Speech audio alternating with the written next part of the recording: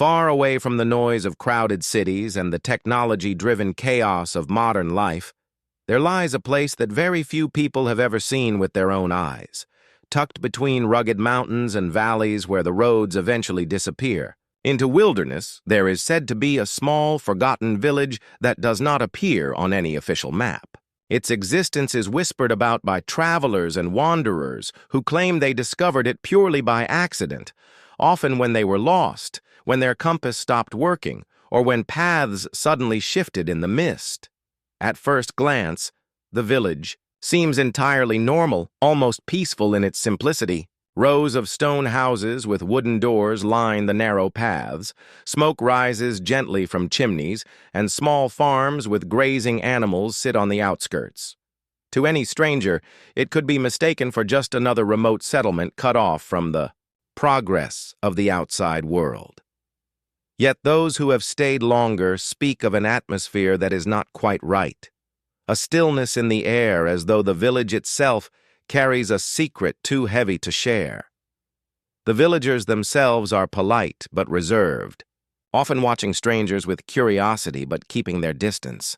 They live as if time has stopped centuries ago. There are no cars, no electricity, no signs of modern technology. Their clothes are simple, handmade, and their language, while understandable, carries words and phrases that seem archaic, belonging to an older age. Visitors sometimes feel as though they have stepped into the past, but it is not just the old-fashioned way of living that unsettles them. It is the rhythm of life that seems out of sync with the rest of the world. The villagers rarely speak of history, rarely share stories, and when asked direct questions about their origins or traditions, they often change the subject or fall silent. The strangest detail noticed by outsiders is the absence of certain things one would expect to see in any community. There are no schools, yet the children seem well educated in peculiar ways. There are no churches or temples, yet the people carry an unspoken spirituality, one that does not appear tied to any known religion. There are no cemeteries, no visible graves, leading some to wonder what happens to the dead in this place. And then there are the animals, the dogs and cattle that seem oddly calm, almost unnaturally obedient, as though they too are part of a deeper mystery. Despite these unsettling signs, the village does not appear dangerous during the day. In fact, many travelers who stumble upon it speak of a strange comfort they feel, like stepping into a dream. But unease slowly creeps in with time, as they begin to notice subtle details. Doors that never open, windows that remain shuttered. Even during daylight, villagers who vanish indoors at sunset without explanation. Unlike other communities where nightfall brings families together around fires or meals, in this place, darkness spreads a blanket of silence. It is not just the absence of noise, but the feeling that the village itself is holding its breath, waiting for something unseen. Those who have written about their visits mention how difficult it is to find the village again once they leave. Maps do not help, roads change, and paths they once walked seem to vanish when retraced. It is as if the village exists on the border of reality, revealing itself only when it chooses. Rumors suggest that it is protected by some force, natural or supernatural, that prevents outsiders from easily uncovering its location. Some theorists argue it might be one of those lost villages erased from official records during ancient times, while others believe it is deliberately kept secret by its inhabitants to preserve a way of life untouched by the modern world. The truth, however, lies deeper than secrecy or tradition. What sets this village apart from any other remote settlement is not its isolation or simplicity, but an extraordinary phenomenon that occurs once every year. On a single night, without warning, every man, woman, and child collapses into an unnatural sleep. They do not stir, they do not dream, they do not wake until the sun rises again. Even the animals, dogs, cattle, and birds, fall silent, joining in the slumber as though bound to the same fate. To the villagers, this night is never spoken of, And to outsiders who have witnessed it, the experience is so unnerving that they struggle to put it into words. It is this single event that transforms the village from a forgotten relic of the past into one of the greatest unsolved mysteries of the modern world. A community that lives quietly, hidden from the eyes of society, yet once a year enters a state of suspended life, as though obeying a law written by forces beyond human understanding. This is not the kind of detail that can be dismissed as folklore or dismissed as rumor. Too many accounts, too many testimonies exist from those who accidentally became witnesses, and their descriptions, though varied, always agree on the same chilling truth. The village is not normal, and its people are not like any others. It is a place that hides itself, perhaps because what happens there was never meant to be seen by the outside world. As the sun dips behind the jagged mountains surrounding the hidden village, something changes in the air that outsiders immediately notice. What begins as an ordinary evening, the smoke of cooking fires rising, children playing in the dirt paths, villagers finishing their daily chores, slowly transforms into an atmosphere so tense and unnatural that even the most skeptical traveler cannot ignore it. The sounds of life begin to fade earlier than expected, as if the night itself is arriving faster than it should. The villagers disappear into their homes, closing doors firmly and latching windows tightly, leaving streets that feel abandoned. In a matter of minutes. There are no lanterns burning in windows, no late-night conversations or gatherings, no trace of the ordinary activities that usually define rural life. The entire settlement seems to retreat into itself, and with it comes a silence so complete that it unsettles the human mind. Eyewitnesses who have been present during this transition describe an uncanny stillness, as though the very air has thickened, muting every sound. The usual night chorus of insects vanishes first, the chirping of crickets, the buzz of moths, the hum of unseen wings. All of it evaporates. Soon after, the rustling of trees in the mountain wind seems to stop as well, until even the leaves stand motionless, as if frozen in time. Campfires that visitors sometimes light flicker weakly, as though struggling against an unseen force, and their crackling becomes faint before dying altogether. Some travelers have claimed that even the stars above appear dimmer, as though some veil covers the sky, muting its brilliance to match the lifelessness below. But it is not just the silence of the environment that makes this night terrifying. It is the collective stillness of the villagers themselves. At the exact same moment, as if following an invisible signal, every man, woman, child, and even animal succumbs to an unnatural slumber. It does not happen gradually, the way exhaustion slowly overtakes the body. Rather, it is as if an unseen switch has been flipped, dropping them instantly into sleep. A villager walking suddenly collapses mid-step. A dog lies down mid-bark. A child drops into silence mid-laugh. To outsiders who see this for the first time, the effect is beyond disturbing because it resembles less the peaceful act of sleeping and more the sudden shutting down of life itself. Attempts to wake the villagers during this night have always failed. Outsiders who shake their shoulders, shout into their ears, or even attempt to startle them with noise or light find no reaction whatsoever. Medical professionals who once traveled to study the event tried everything from checking pulses to flashing bright lights directly into their eyes. But although the villagers continued to breathe and their hearts continued to beat, there was no trace of consciousness. Their bodies were alive, but unreachable, trapped in a state deeper than any known form of sleep or coma. Those who touched them often described their skin as unusually cold, not like the warmth of a sleeping person, but closer to the chill of stone. The longer the silence stretches, the more it begins to affect those who remain awake. Travelers often write that the absence of sound begins to feel like pressure, a weight that presses against their ears and chest, making it hard to breathe normally. Some report hearing the sound of their own heartbeat so loudly that it echoes in their skull. as if the body is the only thing left producing sound in a world gone mute. Others describe a creeping sensation that they are being watched, though no eyes are open around them. Shadows cast by moonlight seem longer and darker than usual, stretching unnaturally across the village streets, sometimes bending in ways that light should not allow. Time itself appears distorted during the night of silence. A few witnesses have claimed that hours passed like minutes, slipping away too quickly to be real, while others insist that a single minute stretched into an eternity. Clocks, when brought by researchers, behaved strangely, too. Some ran fast. Others slowed down, and a few stopped entirely at midnight, resuming only at dawn. This distortion only adds to the terrifying sense that the village during these hours is no longer part of the normal flow of time and existence, but has slipped into some in-between state where ordinary rules do not apply. The most unnerving detail reported by multiple outsiders is the way the silence seems to extend beyond sound. It feels as though the entire world holds its breath, as if the laws of nature themselves have been suspended. No footsteps echo, no door creaks, no animal stirs.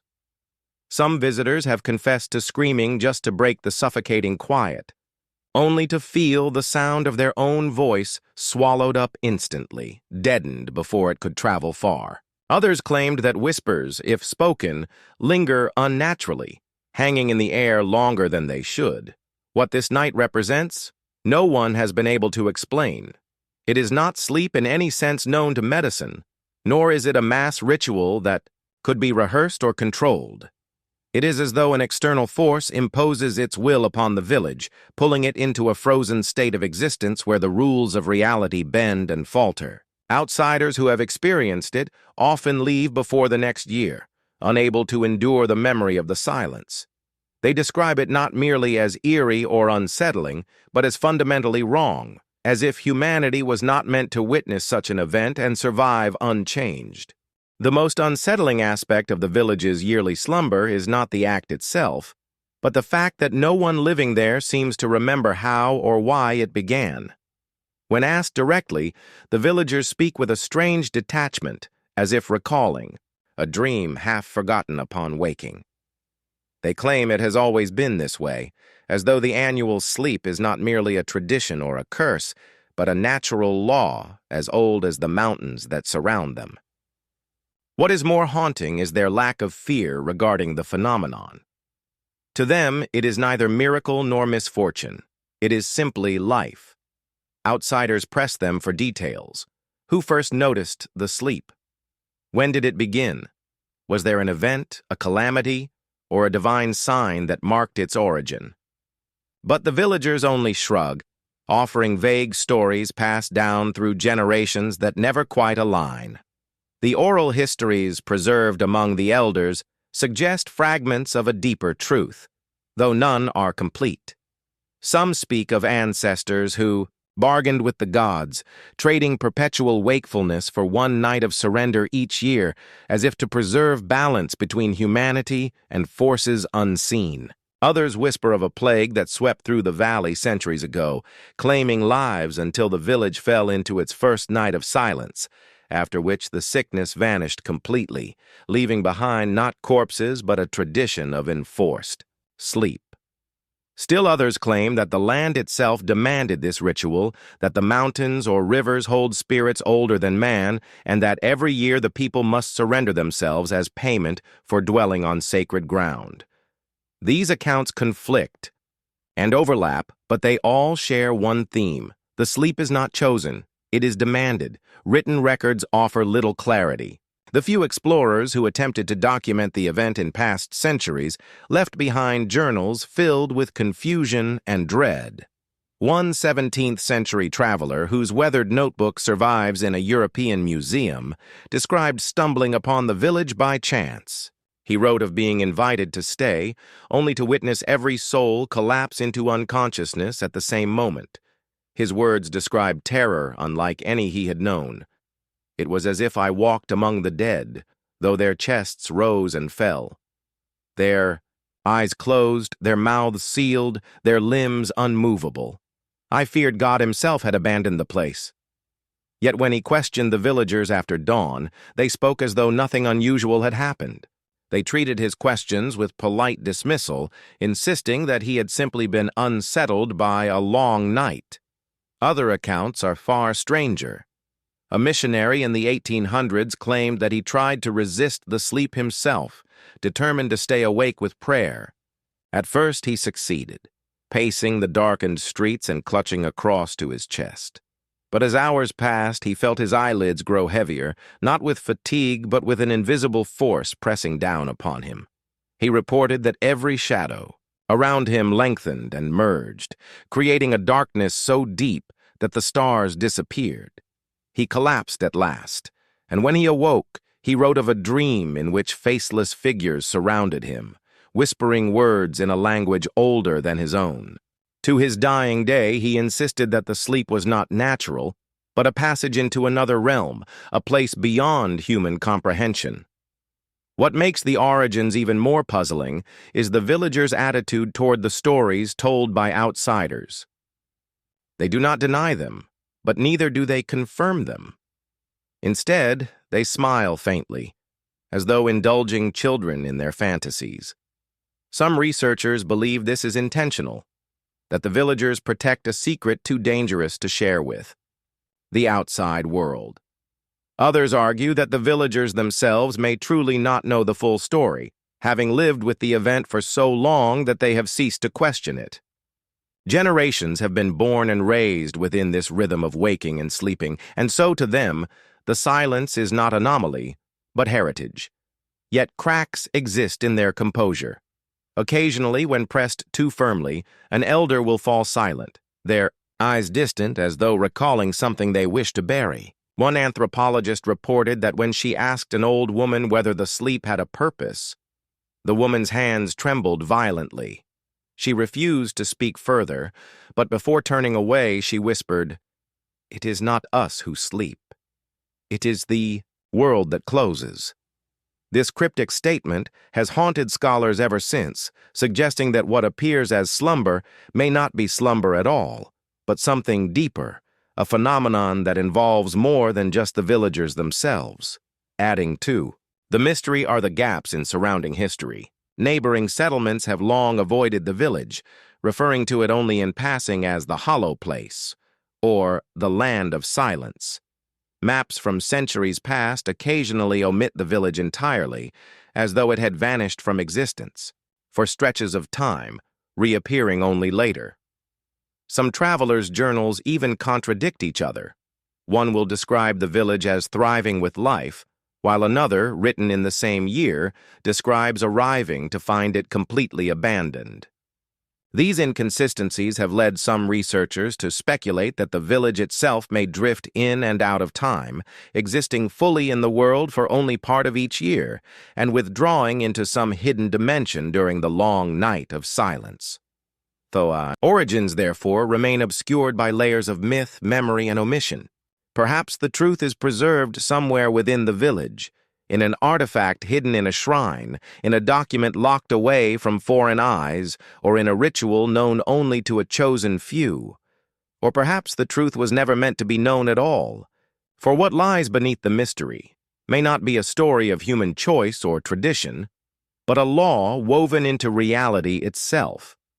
And if that law were to be broken, the consequences might stretch far beyond the borders of a single mountain village. For generations, the strange phenomenon of the village's annual slumber has been described as something mystical, supernatural, or even divine, but in modern times, scientists have attempted to study it with clinical precision. Anthropologists, neurologists, and sleep researchers from around the world have traveled into the isolated valley to observe the event firsthand, hoping to find a logical explanation. At first, many believed it was nothing more than a cultural ritual misinterpreted. By outsiders, perhaps a village-wide festival where people chose to fast and rest in unison.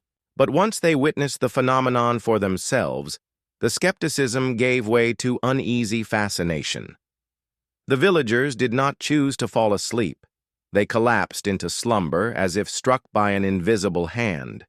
Their breathing synchronized, their bodies fell still, and even the animals within the boundaries of the village were affected. Dogs curled up silently, livestock lowered themselves to the ground, and even birds on the rooftops tucked their heads under their wings. It was not merely human, it was an entire ecosystem, silenced by something unknown. Neurologists tried to study the brain patterns of volunteers hooked up to EEG machines, and the results were unlike anything they had ever seen. Instead of the typical waves of REM and deep sleep, the brains of the villagers entered a synchronized state that defied classification. Their neural activity aligned not only with each other, but with a frequency that did not match any known pattern in human biology. Researchers described it as if the villagers were all tuned to a signal, like radios picking up the same broadcast.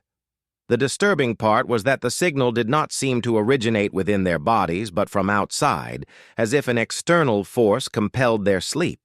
Some speculated that it could be linked to natural electromagnetic fields within the mountains. Others whispered about cosmic cycles, pointing to the way the event always occurred at the same time of year. Never earlier, never later. Further studies revealed that during the slumber, the villagers' metabolic rates dropped significantly. Their heartbeats slowed, body temperature decreased, and energy consumption almost halted, resembling a form of induced hibernation. Yet unlike natural hibernation seen in animals, the villagers awoke perfectly healthy, with no signs of muscle atrophy or memory disruption. In fact, some even claimed to feel rejuvenated, as though the long night of sleep had healed illnesses and extended their vitality. One elderly man, who had been bedridden with weakness, awoke walking upright the next morning, astonishing both family and researchers. This led some to wonder whether the sleep might not be a curse at all, but an adaptation, a form of biological reset granted to this community alone. Still, the phenomenon resisted clear explanation. Environmental scientists measured air quality, soil composition, and even water samples, suspecting a natural sedative in the environment. They found unusual concentrations of certain minerals in the mountain streams, but nothing potent enough to sedate an entire population simultaneously. Others studied the atmospheric pressure and found subtle fluctuations during the night of silence, as though the air itself thickened, but these shifts were too slight to explain mass unconsciousness. The puzzle deepened when attempts to replicate the conditions in laboratory settings failed. Even when villagers were taken away before the event, some still succumbed to sleep at the same moment as their kin back home, no matter the distance. It was as if the phenomenon followed them, tied not to place, but to bloodline. Geneticists entered the debate, proposing that the villagers carried a unique hereditary trait. Samples of their DNA revealed anomalies, rare mutations in genes associated with circadian rhythms and sleep regulation. But the mutations alone could not account for the totality of the event. No single gene could synchronize hundreds of people at once, much less the animals within their boundaries. Moreover, villagers who married outsiders and had children still passed down the trait, suggesting something more complex than simple inheritance. Some researchers began to speak cautiously of epigenetic memory, a form of biological coding shaped by ancient environmental forces that imprinted themselves onto the villagers' very being. The most controversial theory arose from physicists who examined the valley's magnetic fields and geological composition. They discovered that the village lay upon a fault line intersected with rare mineral deposits that produced unusual electromagnetic patterns. During the exact night of the annual slumber, these fields shifted dramatically, creating a resonance that seemed to pulse through the village like an invisible wave. To skeptics, this was coincidence, but to others, it was the missing piece. If human biology could be influenced by these fields, then perhaps the villagers were caught in a natural cycle where the earth itself demanded their surrender. Yet this explanation faltered when considering the dream reports of outsiders who resisted the sleep. Some described visions too vivid, too coherent to be dismissed as brain misfiring. A few researchers, against their professional instincts, began to wonder whether the sleep was not just physical, but a passage into another state of existence altogether. What makes the science even more frustrating is the resistance of the villagers themselves. Though polite, they do not welcome probes, wires, or machines. They allow scientists to observe, but they rarely volunteer information. When asked if they wish the phenomenon explained, many simply shake their heads and smile faintly. "It does not need explaining," they say. "It simply is." Their calm acceptance only deepens the tension for outsiders, who find themselves staring into a mystery that refuses to be solved. The scientific method thrives on patterns and data, but here the patterns lead to dead ends and the data bends toward impossibility. Every attempt to frame the sleep in natural terms is met with something just beyond the reach of reason, something that suggests the boundaries between science and the unknown are thinner than we care to admit. If the village's yearly slumber were only a quirk of biology or a natural phenomenon, it might be easier to dismiss, but what unsettles researchers, travelers, and the rare outsiders who have dared to witness it is the question of what it means for the future. A community that falls into perfect unconsciousness once a year is not simply an anomaly of culture or science. It is a mirror held up to the rest of the world, hinting that the boundaries of human existence may not be as stable as we assume. The shadows of tomorrow loom over this village, not because of what they reveal, but because of what they suggest could spread, evolve, or awaken in ways that might touch more than this single isolated place. For while the villagers accept their fate with quiet serenity, outsiders cannot escape the lingering thought: if it happens here, could it one day happen everywhere? Historians warn of precedents where localized mysteries eventually rippled outward into global consequences. They point to forgotten epidemics, ancient rituals, and unexplained geological events that began in one village, one valley, or one coast before reshaping entire civilizations. The annual slumber, they argue, may not be a closed circle, but part of a wider cycle not yet understood. Perhaps this village is not unique, but the first sign of a pattern waiting to emerge elsewhere. There are already whispers from distant lands where small communities report nights of collective stillness, though these accounts remain unverified. Yet even the possibility suggests that the phenomenon could be more than isolated folklore. It could be the seed of a larger reality, not yet revealed. Philosophers interpret the slumber through another lens entirely. They see in it a metaphor for the fragility of human agency, the way lives we think are fully controlled by our choices can be upended by forces beyond comprehension. To them, the silence is not just a mystery of one village, but a reminder that modern society's faith in control, progress, and knowledge may be built on foundations more fragile than we admit. If an entire community can surrender, against their will, to something as simple yet absolute as sleep, then what other laws of existence might also be waiting to assert themselves over humanity's illusions of mastery? Some go further, claiming the event reflects a cosmic rhythm humanity has forgotten, a reminder that time itself may not belong to us, but to a deeper order into which we occasionally, unwillingly, are folded. For scientists, the future implications are equally troubling. If the slumber is genetic, could it spread beyond the valley through intermarriage and bloodlines, quietly seeding itself into global populations? If it is environmental, could shifts in the Earth's electromagnetic fields trigger similar effects in other parts of the world? And if it is neither, if it is something entirely outside current human understanding, then how does one prepare for a force that cannot be mapped, measured, or predicted? Already, secret reports circulate among certain research institutions of individuals outside the village, claiming to have felt echoes of the event. Sudden waves of exhaustion, inexplicable dreams of faceless figures, or even temporary lapses in memory that coincide with the village's long night.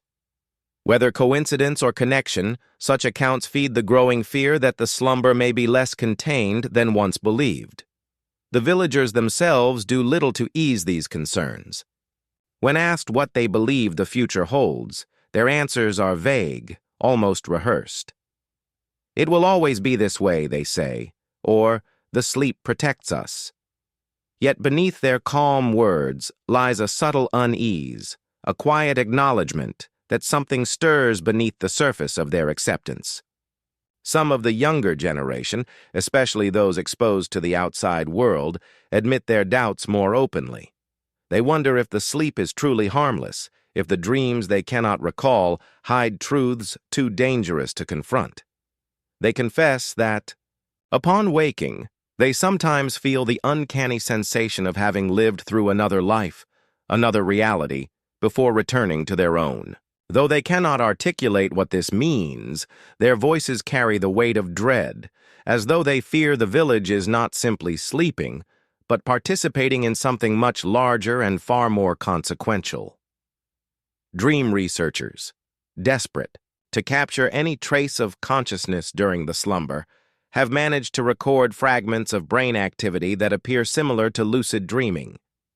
Yet when analyzed, the patterns seem to align across multiple villagers, as though they were dreaming, together connected by some shared thread of experience. This possibility, that hundreds of individuals might enter a collective dream once a year, has staggering implications. What if the slumber is not merely sleep, but a convergence, a gathering in a realm outside physical space? And if so, what is being shared there? What knowledge is being passed? What agreements or bargains are being made beyond the waking world? Some fear that the villagers may not be the only participants in these dreams, that unseen presences may join them, shaping the course of their fate in ways they can no longer resist. The most haunting suggestion of all comes from scattered accounts of outsiders who claim to have resisted the sleep long enough to glimpse what lies at its heart. Their testimonies, though fragmented and often dismissed as delirium, speak of a darkness that feels alive, a silence so deep it hums, and figures that seem to watch from within the stillness. These descriptions hint at a truth that may not be confined to the village but could stretch into the very fabric of reality itself. If the villagers are pulled into this silence once a year, perhaps it is not to rest, but to fulfill a role in a larger design, a design that is only now beginning to touch the edges of human understanding. Thus, the shadows of tomorrow do not fall on the village alone. They fall on all who learn of it. For in the end, the mystery is not about why the village sleeps, but whether the sleep is a local phenomenon or a glimpse of humanity's future. And if it is the latter, then the question becomes not whether the world will follow, but when.